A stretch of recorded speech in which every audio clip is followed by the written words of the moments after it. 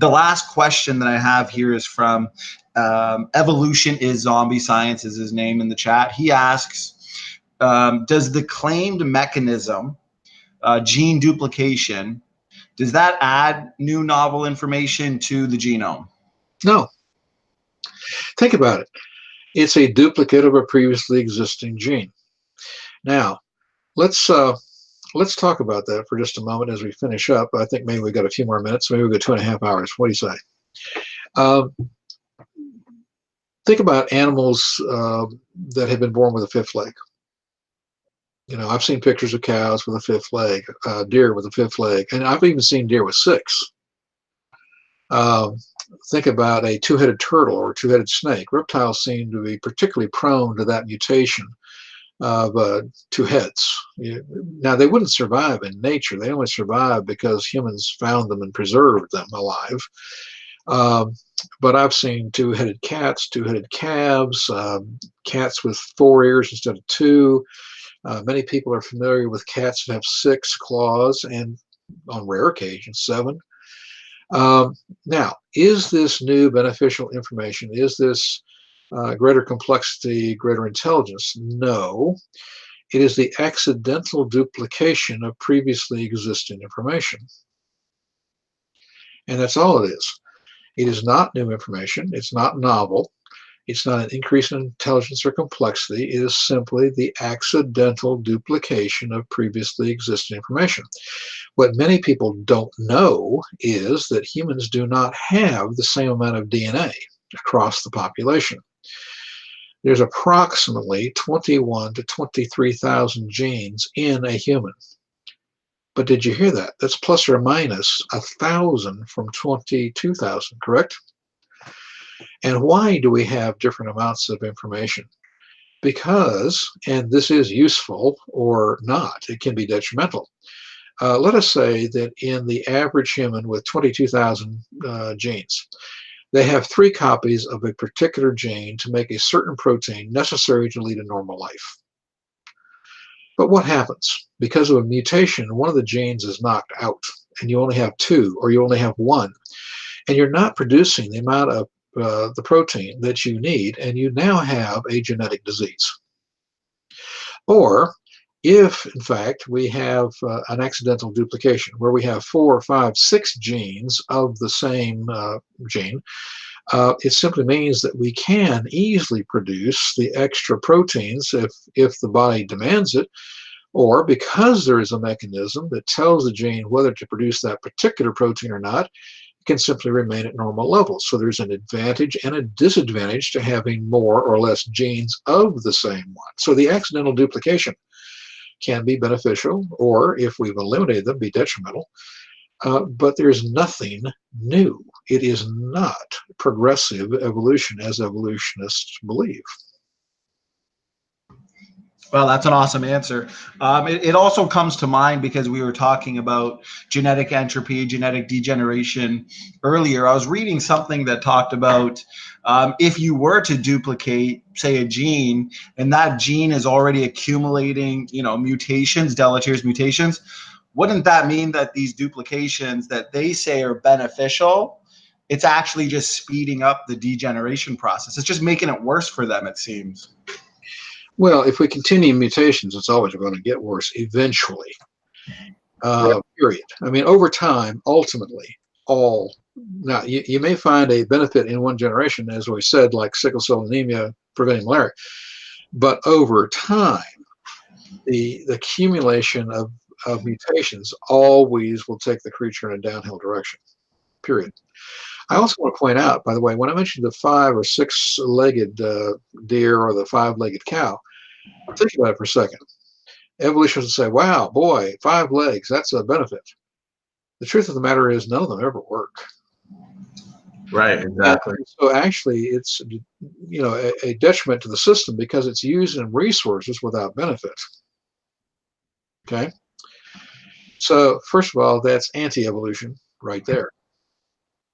Now, as far as the genes are concerned, I've mentioned a couple of possibilities of things there that can be either detrimental or possibly beneficial. But for a moment, think about something. Many of us would have a high number of genetic diseases if it were not for the sexual process. Think with me.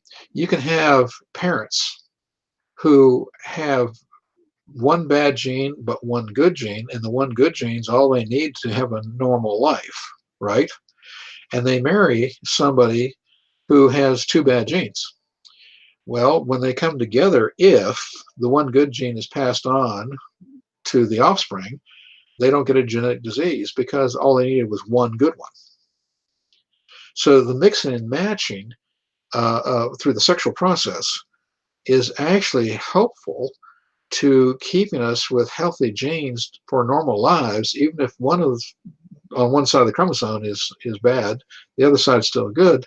That may be all you need. And by the mixing and matching, it helps us to have a situation where we don't accumulate two bad ones. And you know of children who have had a genetic disease where the two parents were normal, but through an unfortunate combination on a specific day, they got two bad ones and suffered the genetic disease from that when the parents didn't even know they were carriers. Well, and then a lot of evolutionists, they'll use that argument that based on inbreeding and based on the fact that the Bible teaches we came from just two people, Adam and Eve, how's that possible based on, the genetic mistakes? How would you answer that? How would you answer that best, Dr. Grady? Well, first of all, they've got a religion that they must adhere to. Secondly, they're not taking the biblical account of previously existing perfect information. Now, when Adam and Eve were created by God, they were not lily white. They were not jet black.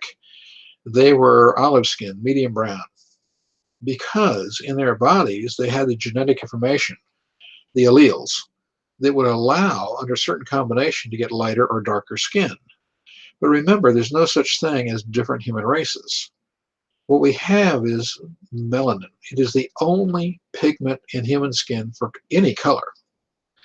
And so that one pigment, lighter or darker, gives us, again, white to black, medium brown, olive skin. It's all average. And so when God made them, they were average, and they had the information in them that allowed color to go both directions. So if and many people don't realize this, but I have a DVD on the origin of the races where I point out there's no such thing as different races. But I point out that people, one husband and wife, can produce children of 4 different colors in the same generation. This is a classic example of genetics taught at the simplest level in every genetics class. And I have pictures on the DVD that are worth the price of the DVD, I assure you. But I show you parents of different colors or the same color that produced children either of different color or of various colors.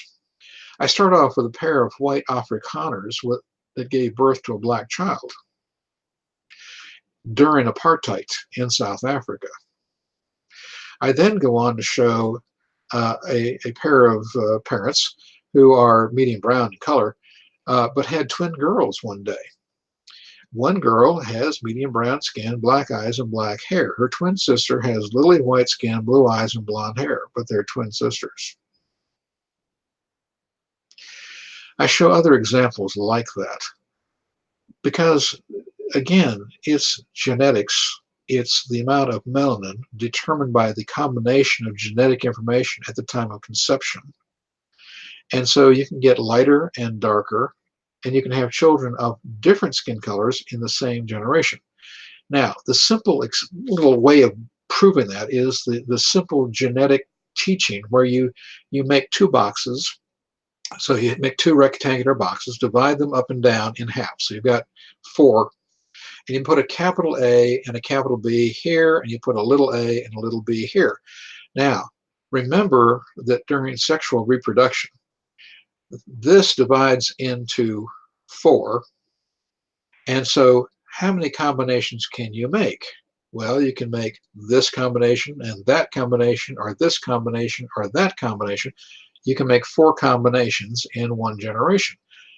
Because of that, you can have 4 children of 4 different colors born to the same parents in the same generation.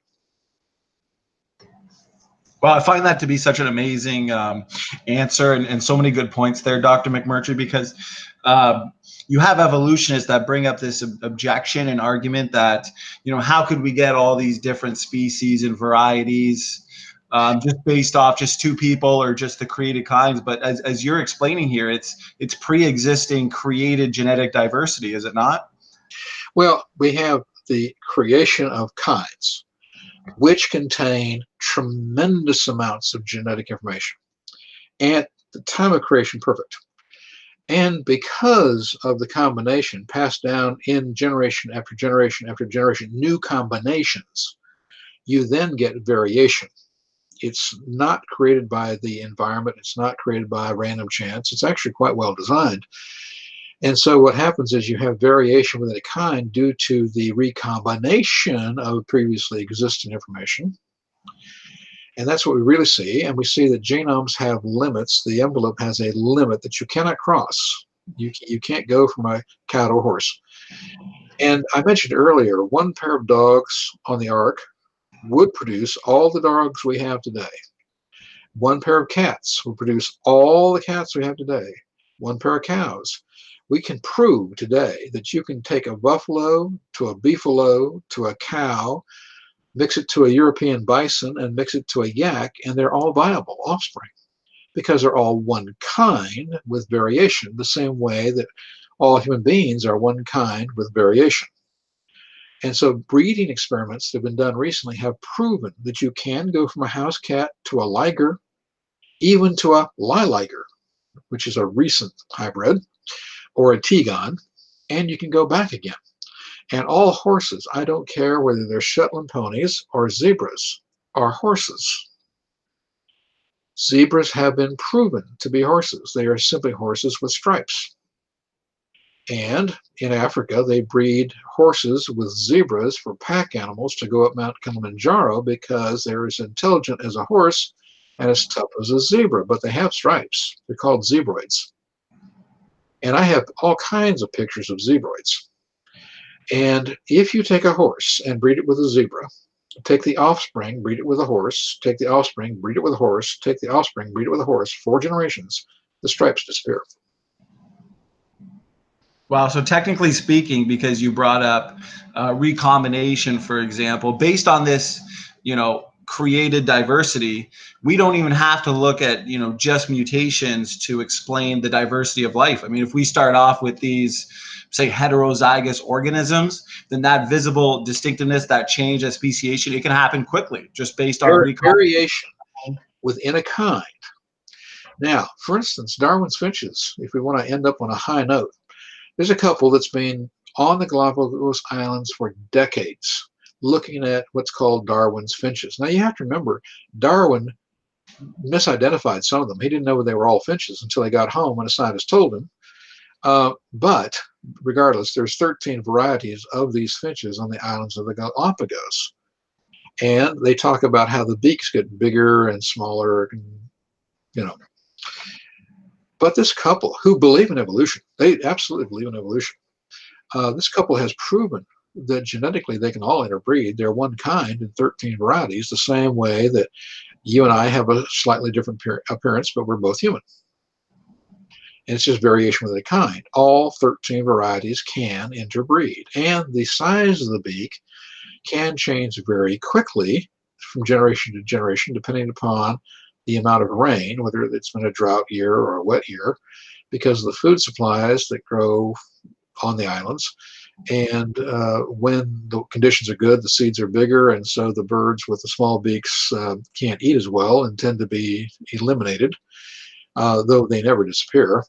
And the dry years, the seeds are smaller, and the ones with the big beaks can't get them out of the pods, and so the ones with the smaller beaks are at an advantage, and the bigger ones die off, but not ever completely.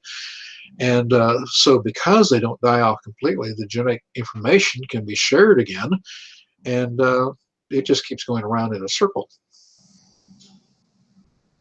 Well, I would agree. I think we ended it on a high note there. This 2.5 hours flew by, Dr. Grady McMurtry. It was awesome. I learned a lot. The audience learned a lot. So I want to thank you again for your time. You're obviously a busy man, so I really, really appreciate that. I want to give you the last words. If you have anything you want to end on. If we if we if we didn't answer a question adequately for you, if you go to creationworldview.org, we have a whole section of articles. You might find an answer there for free. We do have a bookstore. We have books, and not just mine, by other trusted young Earth creation scientists, and DVDs. And we answer a great many of these questions. And again, the free articles there are articles that anybody can read. We write at a popular level, except for one small section, which is clearly labeled with technical articles. But the vast majority of them are things that anybody with a fifth grade education can read.